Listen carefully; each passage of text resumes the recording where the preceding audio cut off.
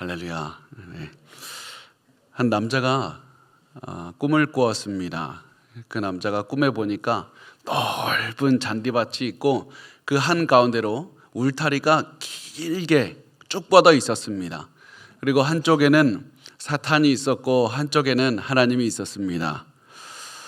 그리고서는 사탄이 그 남자에게 이렇게 말을 합니다. 너는 우리 둘 중에서 누구를 원하느냐? 하나님을 원하느냐? 아니면 나를 원하느냐?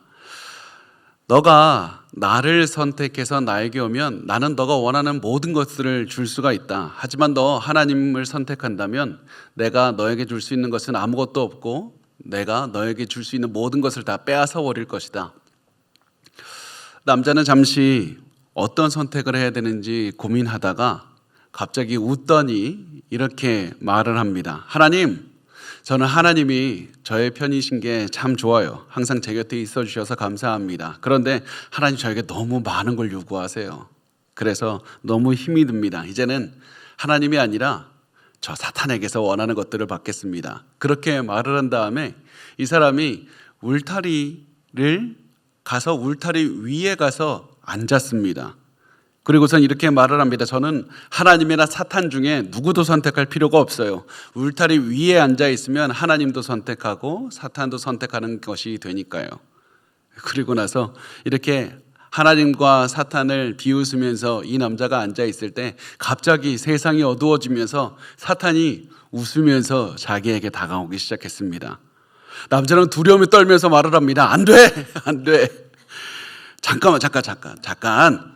사탄, 전 당신을 선택한 적이 없어요. 저는 지금 울타리 위에 앉아 있었다니까요. 그 말을 듣고는 사탄이 이렇게 얘기를 합니다. 울타리가 내 거야. 저는 이 얘기를 사실은 듣고는 굉장히 오싹했습니다. 왜냐하면 이 얘기가 어느 공포영화처럼 있지도 않을 얘기를 만들어낸 게 아니라 우리 주변에서 흔히 벌어지는 이야기이기 때문에 그렇습니다. 우리 교회에 다니는 성도들 중에서도 이런 생각을 가진 사람들이 있지 않겠습니까? 하나님, 저 교회 다닙니다. 저 일주일에 한두 번 교회 가고 헌금도 내고 봉사도 하고 저 할 만큼 합니다. 순모임에도 참석합니다. 이 정도 열심히 했으니까 나머지는 제가 원하는 대로 살아도 되지 않겠습니까? 저 사람 굳이 용서해야 됩니까? 용서하고 싶지 않습니다. 내가 굳이 하나님께 헌신해야 됩니까? 나머지 시간은 내가 원하는 대로 좀 사용하게 내버려 두십시오. 내가 좀 욕도 하고요. 나 대단한 사람인데 나 좀 교만한 마음도 갖고 너 게으른 그런 삶도 좀 살고 싶습니다. 하나님, 그래도 내가 이 정도 시간을 하나님을 위해 썼으니까 나머지는 나 자신만을 위해서 써도 되지 않겠습니까?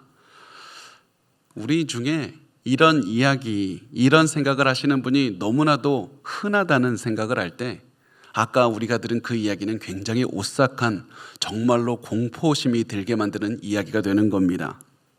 그리고 그 얘기가 너무나도 우리를 힘들게 만들 때가 언제냐면 그 얘기가 바로 내 이야기가 될 때, 그게 내 생각은 아닙니까? 내가 그렇게 생각하고 있지 않습니까? 우리 지금 하나님께 전부를 드리지 않고 울타리 위에 앉아서 하나님도 선택하고 사탄도 선택하고 조금 여기에 조금 저기에 조금 발을 조금씩 넣고 살고 있는 것은 아닙니까? 여러분, 우리 반드시 알아야 됩니다. 하나님도 선택하고 사탄도 선택하는 방법이란 존재하지 않는 겁니다. 하나님께 전부를 드리든지 사탄에게 전부를 주든지 그 두 방법밖에 없습니다. 그리고 하나님께 전부를 드리는 사람을 우리가 흔히 뭐라고 부르냐면 제자라고 부릅니다.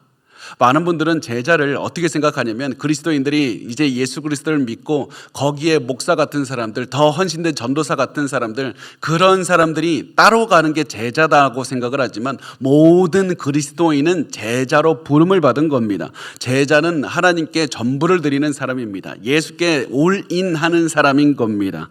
그래서 예수님께서는 우리에게 계속 말씀을 통해서 제자로 너희는 부름을 받았다. 너희는 전부를 드려야 된다. 너희 예수님의 말씀 듣고 적당히 살아가는 것, 그거는 존재하지 않는다. 예수님도 선택하고 돈도 선택하고 내가 부귀영화도 얻고 내가 명성도 얻고 예수도 잘 믿고 모든 것을 내가 세상적인 욕망을 다 함께 취하면서 예수도 거기에 덧붙이는 방법이란 존재하지 않는 겁니다. 예수님을 따르면 예수님께서는 때로는 우리에게 복도 주십니다. 그렇지만 고난이 올 때도 그럼에도 불구하고 내가 예수를 선택했기 때문에 기뻐하며 걸어갈 수 있는 것, 이게 제자의 삶인 겁니다.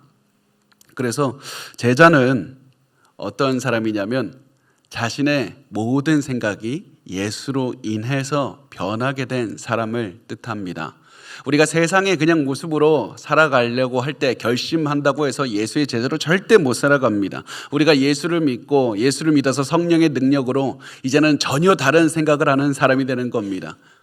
많은 분들이 오해하는 것이 예수를 믿으면 내가 지금까지 가지고 있는 이 생각에다가 예수를 덧붙인다. 예수 믿으면 구원받아. 그냥 그 생각만 하는 사람이라고 생각을 하지만 예수를 믿으면 자신의 신념이 바뀌는 겁니다. 예수를 믿으면 세상을 읽는 방식이 바뀝니다. 예수를 믿으면 내가 맺는 관계도 달라지고 정치 사상도 달라지고 사회적인 시선도 달라지고 모든 시간을 소비하는 방법까지 다 달라지게 되는 겁니다. 전혀 새 사람이 되는 겁니다. 여러분, 그래서 그 마음을 가지고 있을 때 우리가 제자의 삶을 살 수가 있는 겁니다. 그래서 여러분께 꼭 물어보고 싶습니다. 여러분은 예수 그리스도로 인해서 제자의 인생을 살고 있습니까? 여러분은 진정한 변화를 체험했습니까? 오늘 우리 말씀을 보면서 예수님께서 제자로 부르시는 그런 모습을 보게 될 겁니다.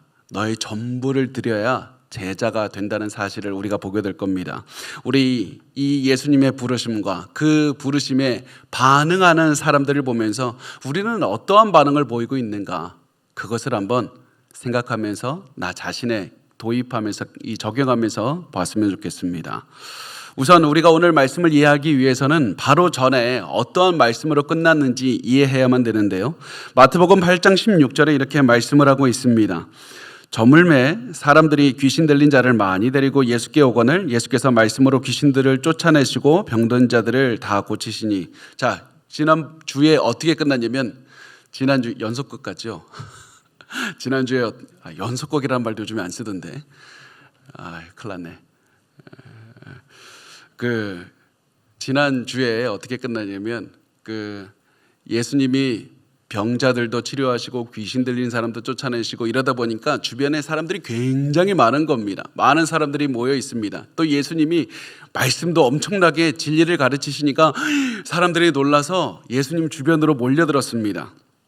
그래서 사람들이 모여 있는데 이 사람들의 특징이 뭐겠습니까? 호기심, 궁금해서 병도 고치네, 귀신도 쫓아내네, 새로운 말도 하네.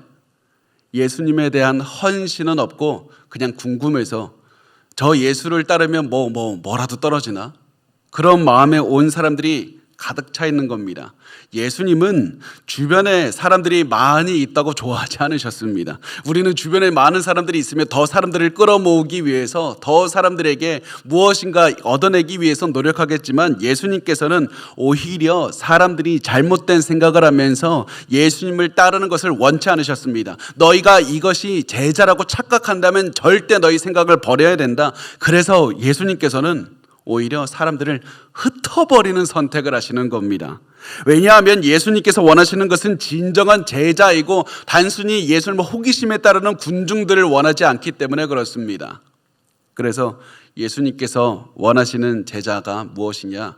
예수님께 전부를 드리고 예수님을 따르는 사람이다. 이 사실을 꼭 알려주고 싶으셨습니다. 그래서 예수님은 주변에 많은 사람들이 있을 때 배를 타고 이 사람들을 두고 떠나자고 하셨습니다. 배를 타고 떠나자는 것은 단순히 도보로 걸으면 그냥 사람들이 많이 따라올 수 있겠지만 배를 타고 걸어가야 되면 배가 없는 사람들은 따라올 수가 없게 되는 겁니다. 그래서 많은 사람들을 남겨두고 소수의 사람들만 갈 수 있게 됩니다. 그래서 예수님께서는 배 타고 건너가자고 말씀을 하셨습니다. 자, 우리가 이야기를 더 진전시키기 전에 예수님께서 오늘 우리가 나누는 짧은 이 말씀에서 어떠한 선택을 하셨는지를 잘 보셨으면 좋겠습니다. 예수님은 나 같으면 안 할 선택, 이것들을 계속 선택하십니다. 예수님은 나와 같은 선택을 안 하십니다. 왜냐하면 예수님의 목표와 우리의 삶의 목표가 다르기 때문에 그렇습니다. 우리의 목표가 뭡니까? 내가 더 알려지고 돈 많이 벌고 내가 성공하고 내가 사람들에게 인정받고 이런 선택들을 합니다. 예수님은 사람들에게 제자로서의 삶을 이끄는 선택을 하시는 겁니다. 그래서 삶의 우선순위, 목표가 중요한 겁니다. 삶의 목표가 다르면 하는 선택도 달라지게 됩니다. 그래서 우리가 오늘 예수님이 어떠한 선택, 이 제자를 이끄는 선택을 하셨다는 사실을 알고 우리도 내 제자로서 어떻게 살아가는 거지? 여기에서 친구를 만나고 무엇을 사고 장을 보는 것까지도 내가 어떻게 하는 것이 제자의 삶인가? 그 선택을 하시면 좋겠습니다. 자, 이제 예수님이 배를 타고 떠나려고 이제 했는데 갑자기 어떤 사람이 다가와서 예수님께 말을 합니다. 마태복음 8장 18절에서 19절에 보면 이렇게 말씀을 합니다. 8장 18절과 19절 보면 예수께서 무리가 자기를 애워싸는 것을 보시고 건너편으로 가기를 명하시니라. 한 서기관이 나와 예수께 아뢰되 선생님이여 어디로 가시든지 저는 따르리이다. 자, 그리고 20절에 예수께서 이르시되 여우도 굴이 있고 공중의 새도 거처가 있으되 인자는 머리 둘 곳이 없다 하시더라. 이렇게 말씀을 합니다. 자, 보면 지금 사실은 이 실시간이 안 나와서 굉장히 지금 뭐 교역자분이 굉장히 막 머리 싸매면서 있는데요. 그거 늦었어요. 그러니까 그냥 포기하시고 우리 어차피 녹화하고 있으니까 그거 올리시면 됩니다. 뭐 어쩔 수 없죠. 뭐 예. 너무 제가 마음이 편한가요? 아까 자막이 잘못 올라갔죠? 제가 한 거예요. 실시간 하다가 이게 안 되겠더라고요. 그래서 제가 도와드렸는데 제가 더 못하더라고요. 저 잘했는데. 자, 우선 보면 한 서기관이라는 사람이 나와서 예수님 어디를 가든지 제가 따르겠다고 이렇게 말을 합니다. 서기관이라고 하면 굉장히 높은 사람인 겁니다. 엄청난 권력이 있고 사람들이 높임을 받는 사람인 겁니다. 이 우리나라는 문맹률이 굉장히 낮잖아요. 근데 그 당시에는 글을 읽고 쓴다는 것은 엄청난 힘이었고 권력이었고 굉장히 높은 사람인 것을 뜻합니다. 그런데 이 사람이 율법까지도 읽고 해석하는 사람이에요. 굉장히 높은 권위를 가지고 지위와 영향력을 가진 사람이 예수님을 따르겠다고 나온 겁니다. 예수님이 명성이 높아지고 있으니까 예수님이 위대한 가르침을 하니까 내가 저 사람의 제자가 되면 명성도 높아질 것이다. 게다가 나 서기관이라니까. 아니 나 서기관이라. 서기관이 예수님 나라고요. 내가 따르면 예수님 좀 특별하게 선택받은 거 감사하십시오. 내가 따른다니까요. 이런 마음으로 온 겁니다. 이런 마음은 예수님의 제자의 마음이 아니라는 것, 그것을 아시고 예수님이 이렇게 대답하셨습니다. 여우도 굴이 있고 공중의 새도 거처가 있으되 인자는 머리 둘 곳이 없다. 이 말은 예수님을 이 잠잘 침실도 없어야 나 어디로 가야 될지 모르겠다 이런 의미가 아닙니다. 예수님 보면 이 나사렛에 집이 있으세요. 놀라운 것은 집도 있고 그리고 나사로 마르다 마리아의 집에 거처하시기도 하시고 베드로의 집에 이게 주무시기도 하십니다. 이 집이 없다는 얘기가 아니라 예수님은 고난도 견디시고 그리고 어려움도 건너가시는 분이기 때문에 예수님의 제자의 삶은 어려움이 많은 삶이다라는 것을 의미하는 겁니다. 너 나 따르면 가난할 수도 있어. 부족함을 많이 체험할 수도 있어. 때로는 몸도 아플 거다. 사람들이 너에게 침도 뱉을 거고 때로는 많은 고통도 느낄 거다. 그런데 너 지금 나를 따르면 무슨 생각하고 있니? 이득 얻을 생각하고 있지 않느냐? 너의 명성이 높아질 생각하고 있지 않느냐? 제자는 부귀영화를 누리는 삶이 아니다. 이 말을 듣고 서기관은 굉장히 똑똑한 사람이었습니다. 그 당시에 서기관은 엄청나게 똑똑한 사람들이었기 때문에 예수님의 이 말씀을 듣고 아마 굉장히 한숨을 쉬었을 것이고 성경에는 서기관의 반응이 나와 있지 않지만 예수님으로부터 돌아서서 그냥 집으로 갔을 것이라는 사실을 우리가 추측할 수가 있게 되는 겁니다. 왜 그 서기관이 돌아섰겠습니까? 예수님이 왜 이 말씀을 하셨겠습니까? 제자의 삶은 헌신된 삶이다. 제자의 삶은 예수만을 따르는 삶이다. 제자의 삶은 또 돈이나 명예나 어떤 이득도 중요하지 않고 예수만 바라보고 예수만 생각하고 예수만 따르는 삶이다. 그렇게 헌신되면 제자의 삶을 살 수 있다. 사실은 예수님께서 서기관을 보내신 것이 아니라 초대하신 겁니다. 진리만 보고 나만 따라오라고. 그런데 거기에 서기관이 소리가는 돌아서서 가버리는 겁니다. 사명감이 없으면 예수님을 따를 수 없습니다. 예수님이 진리라는 사실을 알 수 없으면 예수님을 따를 수가 없는 겁니다. 자, 그래서 우리가 이 말씀을 보고 우리가 걸어가야 되는 제자의 길을 한번 생각해 봤으면 좋겠습니다. 우리 제자의 길은 부귀영화를 얻는 길이 아닙니다. 분명히 예수님의 제자로 살다 보면 하나님께서 복 주셔서 돈도 많이 주실 겁니다. 저 여러분이 사업도 잘 되고 재정의 복 받도록 기도합니다. 또 많은 명성도 주실 것이고 하나님께서 허락하시면 몸도 고쳐주시고 건강하게 만들어주시는 겁니다. 그렇지만 우리가 예수를 따르는 목적이 성공이다, 돈이다, 질병의 치유다, 우리의 삶의 목적이 예수께서 주시는 복이 될 때에 우리는 제자의 삶을 절대로 살 수가 없는 겁니다. 왜 그렇습니까? 예수를 따랐는데 돈이 안 벌리네. 예수를 버리고 떠납니다. 예수를 따랐는데 왜 자꾸 고난이 가득합니까? 그런 마음이 들면 예수를 떠나게 되는 겁니다. 우리가 예수님을 따를 때, 예수님의 제자의 삶을 살 때 내가 높아질 것이라는 기대 자체를 버리고 따르면 되는 겁니다. 내가 예수님께 기도 많이 하고 순종해도 나 여전히 돈 없을 수도 있고 사람들이 나를 힘들게 할 수도 있고 내 질병이 고쳐지지 않을 수도 있습니다.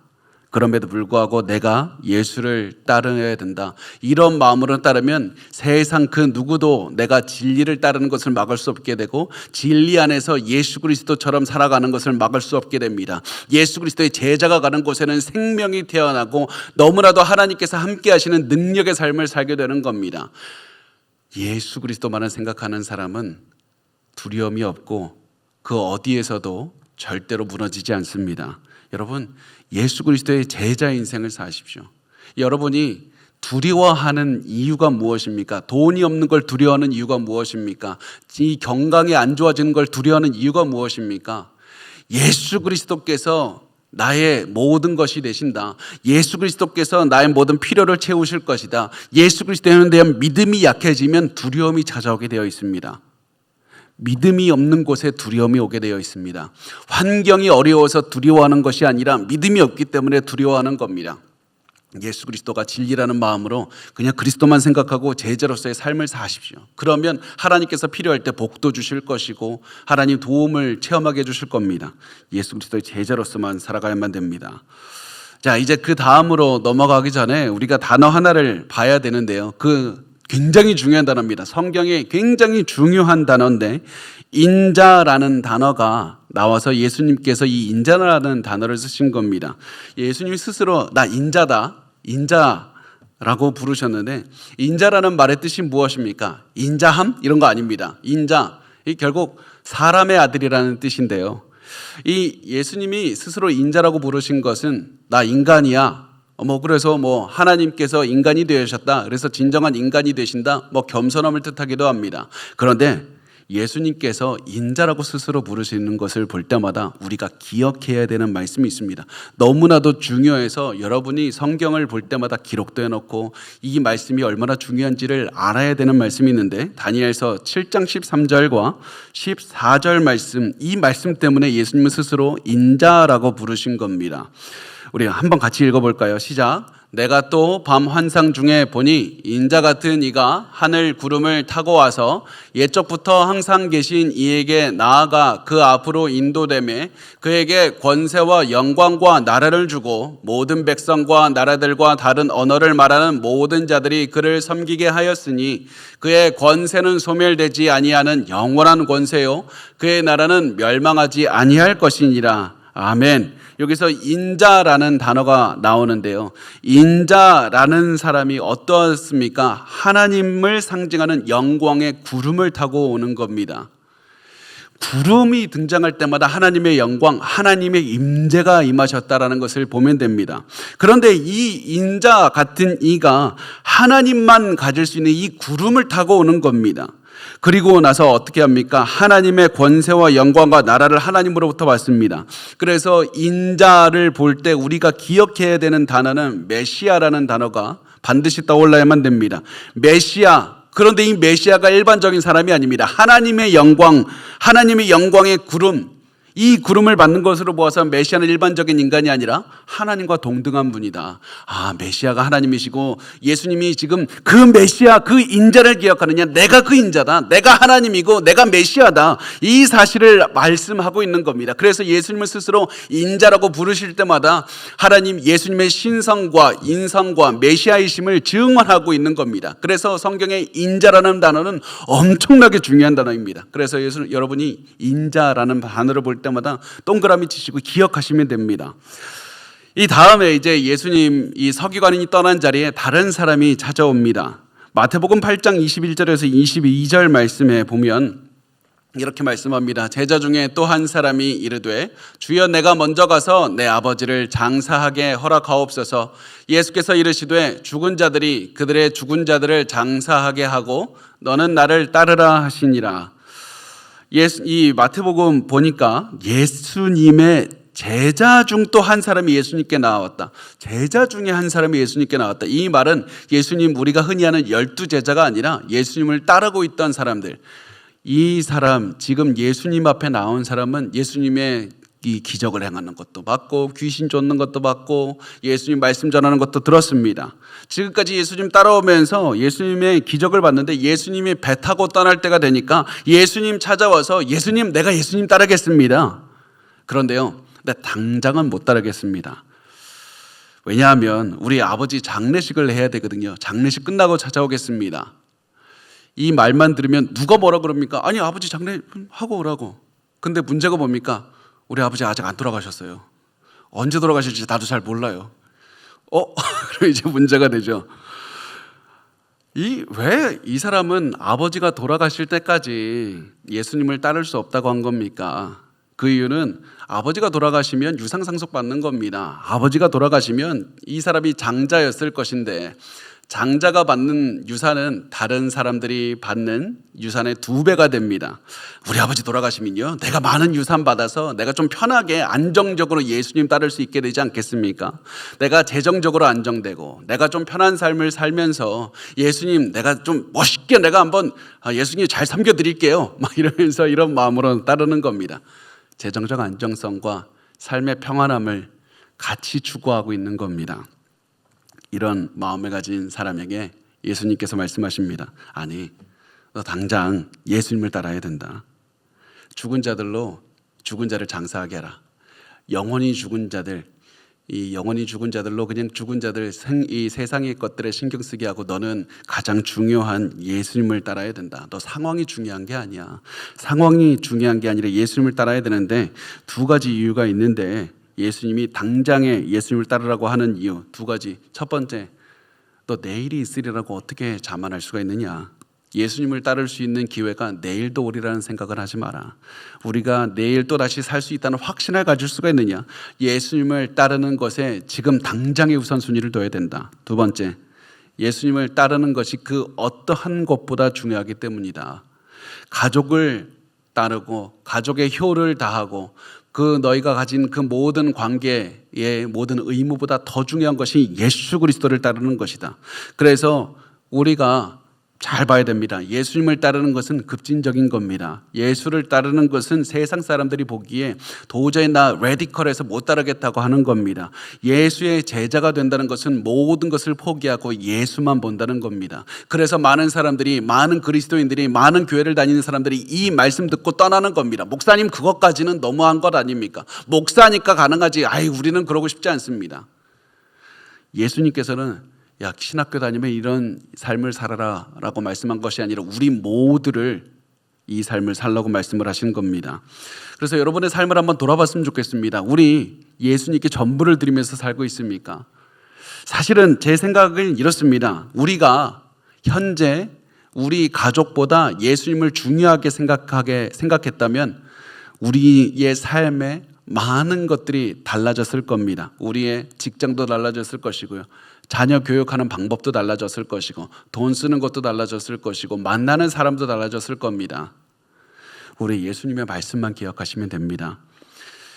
그 무엇보다, 그 어떤 가족 관계보다, 그 어떤 소유물보다 예수님을 따르는 것이 가장 중요하다. 이게 구원받은 제자의 삶이다. 제자의 삶을 살라고 말씀을 합니다. 거봐요, 여러분 대답이 없잖아요.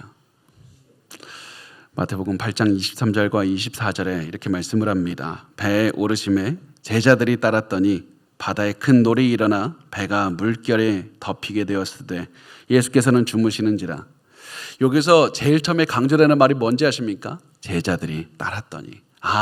이 사람들은 자신의 모든 것을 버리고 예수님을 따르고 작정한 진정한 제자들이라는 겁니다. 아까 그 무리들과는 다른 진정한 제자들이 이 예수님과 배에 함께 타서 예수님, 내가 예수님을 위해서라면 어디든지 가겠습니다, 이런 작정한 사람들이 간 겁니다. 그런데 이 사람들이 얼마나 수가 많습니까? 그 무리들은 다 사라지고 배에 탄 소수밖에 남지 않았습니다. 이 당시에 배는 아무리 커도 한 16명 정도밖에 못하는 겁니다. 그 무리들이 다 사라지고 소수의 제자들과 예수님만 남게 되었습니다. 이게 핵심입니다. 이게 핵심입니다. 제자로서 자신의 삶을 헌신하는 사람은 그렇게 많지 않습니다. 오늘 이 자리에서 이 말씀을 듣고서도 내 삶을 예수님께 드리겠다고 헌신하는 사람이 몇이나 될지 사실 너무나도 염려가 됩니다. 그래서 여러분을 위해서 기도하는 마음으로 말씀을 준비했습니다. 가장 우리 인생에 중요한 것은 예수님을 따르는 제자들이 소수라는 그 사실이 중요한 것이 아니라 내가 그 소수인가? 그게 가장 중요한 겁니다. 여러분은 그 소수의 제자입니까? 우리 그렇지 않다면 이제 결단하고 예수를 따라야 됩니다. 예수 그리스도의 제자가 되십시오. 이렇게 해서 이 예수님과 제자들이 함께 배를 타고 가고 있는데 제자들이 보기에 너무 놀라운 사실은 예수님이 주무시고 계셨다는 겁니다. 왜냐하면 예수님도 완벽한 인간이셨기 때문에 예수님도 사역이 그동안에 고돼서 힘들어서 좀 쉬어야 되겠다고 너무나도 깊게 주무셨습니다. 그런데 한 가지 문제가 생겼는데 갑자기 큰 폭풍우가 몰아친 겁니다. 이 당시에도 그렇고 지금도 그런데요, 이 지역에 갑자기 큰 폭풍우가 몰려오는 곳입니다. 그래서 바람 때문에 큰 파도가 쳐서 이 배를 덮치고 배를 전복시킬 정도로 막 이렇게 바람과 큰 파도가 쳤고, 이제 바람이 세게 쳐서 파도가 치니까 파도 때문에 물이 배 안으로 들어오지 않습니까? 그래서 배에 물이 가득 찬 겁니다. 그래서 이 어부였던 제자들이 뭐 어떻겠습니까? 이제 양동이 하나씩 들고 막 물 퍼내 이래서 막 물을 막 다 퍼내고 있는데 보니까 예수님 주무시고 계셨어요. 예수님 물 안 퍼내고 뭐해요? 빨리 일어나서 우리랑 같이 물 퍼. 손자 두고 뭐합니까? 잠자면은 지금 말이 됩니까? 그래서 빨리 예수님 저기 바가지 하나 있으니까 빨리 들고 물 퍼내라고. 제자들이 이렇게 말을 하는 겁니다. 마태복음 8장 25절에서 27절에 그 제자들이 나와 깨우며 이르되 주여 구원하소서, 우리가 죽겠나이다. 예수께서 이르시되 어찌하여 무서워하느냐, 믿음이 작은 자들아 하시고 곧 일어나사 바람과 바다를 끄짖으시니 아주 잔잔하게 되거늘 그 사람들이 놀랍게 여겨 이르되 이가 어떠한 사람이기에 바람과 바다도 순종하는가 하더라. 예수님의 제자들이 다급한 마음으로 제발 좀 도와달라고. 예수님이 질병 고치는 것도 봤고 귀신 쫓는 것도 봤는데 아직 자연을 다스린다는 생각은 못한 겁니다. 그래서 제자들이 절망하면서 우리 죽을 수밖에 없게 됐어요. 빨리 물 좀 퍼주세요. 우리 좀 도와달라고. 할 수 있는 방법이 없어서 우리 죽게 되었다고. 그 마음으로 예수님을 깨웠더니 자, 우리가 굉장히 예상하지 못한 반응을 예수님이 보이시는 겁니다. 우리가 보통 예상하는 게 뭡니까? 깨웠어? 야, 지금 폭풍우가 치네. 우선 야, 상황부터 정리할게. 바람과 파도야 잠잠하라 한 다음에 이제 제자들이 야, 너네 믿음도 없냐? 이렇게 해야 되는데 예수님께서는 바람과 파도가 불고 지금 배가 흔들리고 막 파도 때문에 물이 배 안으로 들어오고 있는 이때 제자들을 나무라기 시작합니다. 환경은 하나도 변하지 않고 문제가 가득하고 있는 상황에서 예수님이 가장 먼저 한 거는 환경을 바꾼 것이 아니라 제자들, 너네 왜 믿음이 없느냐? 그게 중요하지 않느냐? 너희 왜 환경 때문에 두려워하고 예수 그리스도에 대한 믿음을 갖지 않느냐? 그렇게 꾸짖으신 다음에 환경을 잠잠하게 하신 겁니다. 이게 우리가 원치 않는 방법입니다. 우리의 상황에서 문제가 계속되고 고난이 계속되면 우리는 하나님, 내가 믿음 없는 거 알겠으니까 문제부터 해결하고 좀 돈부터 갚고 내가 아픈데 그걸 좀 치료하고. 그런데 아니, 순서가 그게 아니라 너의 믿음부터 세운 다음에 문제 해결은 나중에 하는 것이다. 문제 한가운데서 폭풍이 가득 채고 너를 두려워하게 만들어서 배가 막 흔들리고 있고 물은 계속해서 배 안으로 들어와서 널 두렵게 만드는 이때 가장 먼저 기도해야 되는 것은 주여 믿음을 주시옵소서. 내가 예수 그리스도를 함께하면 온 세상을 통치하시는 예수 그리스도와 동행하면 내가 어디든지 갈 수 있습니다. 내가 예수 그리스도의 제자로 살고 헌신하겠습니다. 예수 그리스도의 나의 전부이십니다. 내가 이 모든 환경 때문에 두려워하지 않게 하시고 내가 오늘 잘 곳도 없고 돈도 없고 힘들고 어려운 상황이지만 내가 예수를 믿습니다. 예수를 믿고 제자로서의 인생을 삽니다. 그 마음을 가지고 두려워하지 않으면 된다는 겁니다. 그러면 예수께서 이 상황을 또한 해결해 주시는 그런 놀라운 기적을 체험하게 하시는 겁니다. 세상 그 어떤 것도 너희를 무너뜨릴 수 없으니까 예수만 따르라. 고난을 살아내라. 이게 우리에게 요구되는 제자의 자세입니다. 그렇게 해서 예수님께서는 모든 고난을 없애시고 모든 환경을 잠잠하게 하셨습니다. 이렇게 해서 제자들이 예수님의 위대하심을 보고 예수님을 신뢰하게 됩니다. 그러면서 이상하다. 이 예수가 누구지? 이런 질문을 하게 됩니다. 왜 그런 질문을 했냐면 구약 성경에서 이 기반한 유대인들이 어떻게 생각을 했냐면 자연을 다스리는 분은 하나님밖에 없어. 그런데 이분이 누구기에 자연을 다스릴까? 이분이 누구지? 그러면서 제자들이 예수님에 대한 이해가 깊어지고 있었다는 사실입니다. 그래서 마태는 제자들이 했던 이 질문을 우리에게도 들려주면서 예수님은 자연까지 다스리는 하나님이시니까 걱정 말고 예수님을 따르기만 하라고, 너의 모든 우선순위를 예수님께 두고 예수님께 전부를 두고 따르라고 말씀을 하고 있습니다. 이렇게 해서 바다를 잠잠하게 하신 예수님은 바다를 건너서 이제 이방인들이 많이 사는 땅으로 가셨습니다. 마태복음 28장 28절과 29절 말씀 우리 같이 읽도록 하겠습니다. 시작. 또 예수께서 건너편 가다라 지방에 가심에 귀신 들린 자 둘이 무덤 사이에서 나와 예수를 만나니 그들은 몹시 사나워 아무도 그 길로 지나갈 수 없을 지경이더라. 이에 그들이 소리질러 이르되 하나님의 아들이여 우리가 당신과 무슨 상관이 있나이까? 때가 이르기 전에 우리를 괴롭게 하려고 여기 오셨나이까 하더니, 사실 우리가 이 말씀을 보고 굉장히 놀라야만 됩니다. 왜냐하면 이 유대인들이 보고 놀랄 만한 포인트가 여러 개가 있는데요. 가장 먼저 이 예수님이 간 지역이 어디냐면 이방인들이 가득한 곳입니다. 유대인 랍비가 이방인들이 가득한 곳으로 갔다. 더러운 곳인데, 부정하게 되는 곳인데, 그 다음에 예수님이 간 곳이 어디냐면 공동묘지로 간 겁니다. 이 공동묘지가 어디입니까? 부패한 시체들이 가득한 곳. 그래서 시체와 접촉하는 자는 부정하게 되리라. 그래서 유대인들은 절대 안 가는 지역인데요. 거기서 귀신 들린 사람을 만나게 됩니다. 이 귀신 들린 사람들을 이 귀신에 사로잡혀 살았기 때문에 이 사람들 굉장히 무서웠고 사나웠고, 그래서 사람들이 많이 피했다고 말씀을 합니다. 이들의 모습을 마가는 이렇게 그리고 있는데요. 마가복음 5장 3절과 4절에서 그 사람은 무덤 사이에 거처 하는데 이제는 아무도 그를 쇠사슬로도 맬 수 없게 되었으니 이는 여러 번 고랑과 쇠사슬에 매었어도 쇠사슬을 끊고 고랑을 깨뜨렸음이로라. 그리하여 아무도 그를 제어할 힘이 없는지라.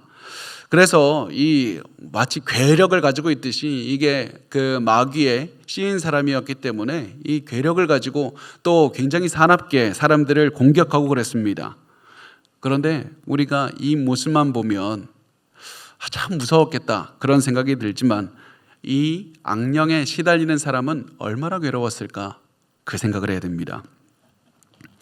마귀가요, 이 사람들을 이끄는 모습을 보면서 우리가 무슨 생각을 해야 되냐면 하나님께서 인간을 하나님의 형상을 따라 지음을 받게 하셨는데 마귀가 한 사람의 인생을 이끌고 있었더니 어떠한 인생을 살게 되냐? 짐승처럼 살게 됐다. 하나님의 형상을 따라 지음받은 인간의 존엄성을 다 깨뜨려버리고 망가뜨려버리고 있구나.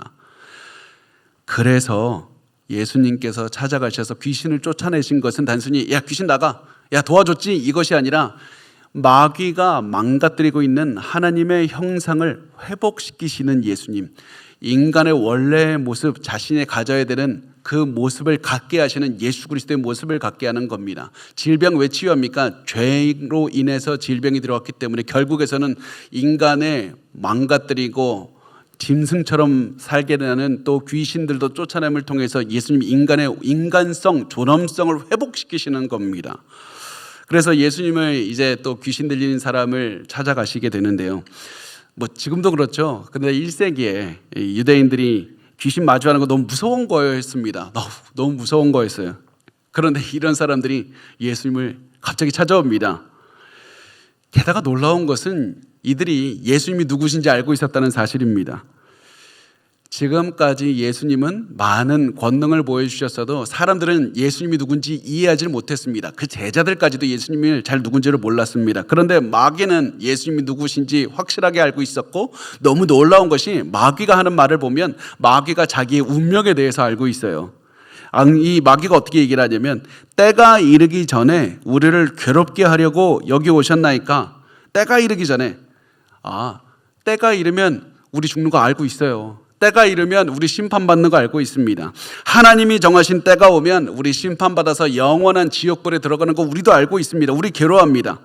그런데 예수님 지금은 아니잖아요. 왜 이렇게 일찍 오셨어요? 왜 여기 오셨어요? 여러분, 이 여기 오셨나이까라는 말을 한번 보시기 바랍니다. 왜 여기 그때 우리 하늘에서 너무 무서웠는데 여기 찾아오시면 어떡해요? 아니, 그리고 여기는 아니잖아요. 아직 때가 이르지 않았는데 왜 우리를 찾아오셔? 우리 너무 일찍 오셨어요. 이렇게 말씀을 하는 겁니다. 그러면서 귀신들이 이렇게 말합니다. 30절에서 32절에 마침 멀리서 많은 돼지떼가 먹고 있는지라 귀신들이 예수께 간구하여 이르되 만일 우리를 쫓아내시려면 돼지떼에 들어 보내주옵소서 하니 그들에게 가라 하시니 귀신들이 나와서 돼지에게로 들어가는지라 온 떼가 비탈로 내리다라 바다에 들어가서 물에서 몰사하거늘. 자, 이 귀신들이 얘기를 하는 겁니다. 예수님, 우리 여기서 나갈게요. 다만 우리 그냥 나가기는 좀 뭐하고 저기 돼지떼들이 있는데요, 우리 돼지떼에 들어가게 해주세요. 그런데요, 우리가 너무나도 중요하게 눈치채야 되는 게 있는데 한 가지 있어야 되는 게 없는 겁니다. 지금까지 나와도 이상하지 않은 것이 나오지 않았습니다. 이게 뭐냐면 예수님이 한 말씀도 안 하세요. 아무 말도 안 했습니다.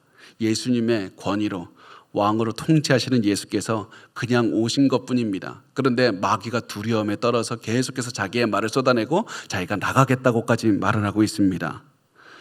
그리고 마귀가 돼지떼에게 우리가 들어가겠다고 요청하셨을 때 그때 비로소 예수님께서 아주 짧게 말씀하십니다. 가 라고 하시는 겁니다. 예수님께서 무슨 성수를 뿌려라 그러면서 의식을 치러라, 가라 한마디면 예수님께서 모든 것이 이루어지는 겁니다. 왜냐하면 예수님의 권세와 권위, 왕으로 다스리시는 하나님이신 예수님의 능력을 보여주시고 있는 겁니다. 예수님은 이런 분이고 이런 예수님을 보여주면서 우리에게 예수님을 따르는 제자가 되라고 말씀을 하고 있습니다. 그래서 이 귀신들이 예수님의 말씀을 따라서 돼지들에게 들어갔고, 돼지들이 갑자기 귀신이 들어가니까 막 발작을 일으켜서 물속으로 들어가서 이제 바다에 빠져 죽었습니다. 이것을 보면서 우리가 무슨 생각을 해야 됩니까? 돼지 아깝다. 이것이 아니라 저 수많은 돼지들보다 한 영혼을 귀하게 여기시는 하나님을 보면 됩니다. 저 수많은 돼지를 팔면 우리 집에 몇 평짜리 집을 살 수 있고 저거 차를 살 수 있고 아우 아까워라. 그것이 아니라 저 돼지떼를 팔아서 얻을 수 있는 금은 보화보다 예수님은 한 영혼을 귀하게 여기신다. 그래서 돼지떼보다 더 귀한 자신의 목숨을 주어서 사람들에게 구원을 주신 것이고, 그 예수 그리스도의 목숨으로 구원받은 사람이 우리가 아닙니까? 죄 가운데 살아서 영원히 저주받아 마땅한 우리를 구원해 주신 예수 그리스도의 사랑을 볼 수가 있는 겁니다. 이것이 놀라운 것입니다. 예수께서 저 돼지떼들이 죽게 하더라도 한 영혼들을 살려내신 것, 이 사람들 귀신에 시달린 영혼들을 살려주신 것이 중요한 겁니다. 그렇게 해서 제자의 삶을 살도록 이끌어주는 겁니다. 그런데 이런 모습은 세상 사람들에게는 이해할 수가 없었습니다. 살고 싶지 않았습니다. 아니, 지금 돈이 얼만데 지금 저게 더 중요하지 왜 한 영혼이 왜 중요합니까? 한 영혼보다 돼지가 더 중요해요. 저 돼지 팔면 얼마나 받는데. 그래서 돼지들이 죽어서 손해를 본 돼지떼 주인과 또 저 예수가 우리 집 옆으로 와서 우리 돼지떼도 죽이면 어떡하지? 우리는 양떼도 많고 소떼도 많고. 그래서 이 사람들이 몰려와서 예수께 떠나라고, 제발 나가라고. 예수님의 위대하심을 보고 사람들이 나를 제자로 삼게 내가 예수를 따르겠다고 말하는 것이 아니라 제발 떠나라고 세상적인 관점을 가진 사람은 이렇게 반응을 하는 겁니다. 33절과 34절 마지막인데요. 같이 읽겠습니다. 시작. 치던 자들이 달아나 시내에 들어가 이 모든 일과 귀신 들린 자의 일을 고하니 온 시내가 예수를 만나려고 나가서 보고 그 지방에서 떠나시기를 간구하니더라. 아멘. 그래서 마을 사람들은 했어야 되는데 안 했던 게 있는데, 야, 저 사람들 귀신 때문에 고통받더니 드디어 회복이 됐구나. 너무 기쁘다. 당신 고생했다고. 이렇게 아무도 기뻐해 주지 않고 자기의 돈만 중요해서 제발 나가라고. 자기가 경제적인 손해를 보는 것이 싫어서 나가라고 하는 겁니다. 이것이 예수를 따르지 않는 사람들, 예수를 믿지 않는 제자가 아닌 사람들의 모습인 겁니다. 예수의 제자들은 어떤 사람들입니까? 예수께 전부를 드리고 영혼 구원을 위해서라면 자신의 목숨까지도 기꺼이 바치는 사람인 겁니다. 제자는 예수를 따르는 것이 제일 중요하지만 제자가 아닌 사람은 자신의 이익이 훨씬 중요한 겁니다. 그래서 우리가 이 모습을 보면서 우리 스스로 질문해야 됩니다. 나는 내가 손해를 보는 것이 더 중요한가? 예수를 따르는 것이 더 중요한가? 예수를 따르기 위해서는 나 손해라도 감수할 수 있는가? 내가 예수의 제자라면 내가 내 모든 것을 희생해서 예수를 따를 수 있는가? 나 정말 예수의 제자인가? 그래서 우리 삶의 우선순위를 무엇에 두고 있는지 우리가 한번 돌아보시기 바랍니다. 나 정말 제자로 살고 있는지, 정말 중요한 것을 위해 살고 있는지. 한 사람이 있었습니다. 이 사람이 죽을 때가 되어서 하나님께 기도합니다. 하나님, 제가 죽을 때 천국에 하나만 들고 가게 해주세요. 하나님이 안 돼. 그러니까 하나님 제발요. 하나만 들고 갈게요. 그래서 알았다고. 그래서 이 사람이 하나만 들고 갈 수 있는데 뭘 들고 갈까? 이제 이 사람이 큰 캐리어 이민 가방 하나 산 다음에 거기다가 자기가 평생 모은 금괴를 넣기 시작합니다. 그래서 금괴를 하나씩 둘씩 넣고 이렇게 해서 천국에 갔는데 막 낑낑대면서 가는데 천사가 보더니 여기 짐 못 갖고 들어와요. 그랬더니 하나님이 갖고 들어와도 된다고 그랬다고. 아 그래요? 거기 뭐 들었는데요? 그래서 딱 하면서 딱 지퍼를 열었더니 금괴가 가득한 겁니다. 이거 보라고. 너무 빛나지 않냐고 그랬더니 천사가 그걸 보고 하는 말이 보도블록을 왜 들고 오셨어요? 아이고 뭐 이렇게 힘들게 들고 왔대. 우리가 이 세상의 눈으로 보면 아무것도 중요하지 않은 것을 중요하게 보게 되는 겁니다. 마치 금은보화가 영원할 것처럼, 우리의 목숨을 살려줄 수 있는 것처럼, 이게 대단한 것인 것처럼, 이게 우리 목숨보다 귀한 것처럼 여기는 겁니다. 여러분, 우리가 이제는 가장 가치 있는 것을 위해 살아야 되지 않겠습니까? 우리 인생이 가장 가치 있는 것, 예수를 믿고 예수를 따르고 예수 그리스도의 제자로 사는 것, 이것이 하나님, 모든 인생을 판단하시는 하나님께서 보시기에 가장 중요하다고 말씀하신 겁니다. 우리 예수님만 따르고 예수님을 우리 전부로 여기고 예수님을 삶의 우선순위로 삼고 예수 그리스도의 제자로서 삼는 그런, 예수님만 따르는 그런 삶을 사시기를 바랍니다.